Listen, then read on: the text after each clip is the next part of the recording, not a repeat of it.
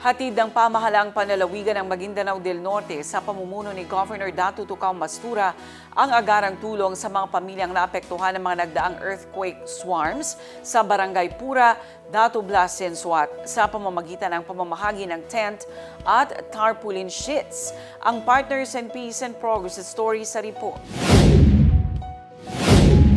Sa pangunguna ng Provincial Disaster Risk Reduction and Management Office Maguindanao del Norte, isinagawa ang distribusyon ng mga tent araw ng Lunes, February 17 mula sa Office of Civil Defense upang magsilbing pansamantalang tirahan ng mga residenteng nangangailangan ng preemptive evacuation at agarang kanlungan.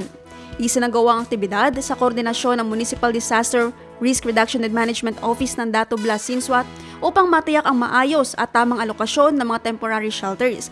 Bukod sa mga tent, kabuang 300 tarpaulin sheets ang ipinagkaloob upang magsilbing karagdagang proteksyon ng mga apektadong pamilya laban sa posibleng pag-ulan at iba pang panganib habang patuloy ang pagyanig sa lugar. Ayon sa PDRRMO, patuloy ang monitoring at follow-up coordination upang matiyak na napupunan ang pangangailangan ng komunidad at naipagkakaloob ang tulong sa tamang oras. Ipinapakita ng inisyatibang ito ang proaktibong pagtugon ng lalawigan sa mga sakuna at ang patuloy na pangangalaga sa kaligtasan ng mga mamamayan sa ilalim ng pamumuno ni Governor Datu Tucao Mastura na patuloy na itinataguyod ang development, transformation at opportunity para sa Maguindanao del Norte o DTOM.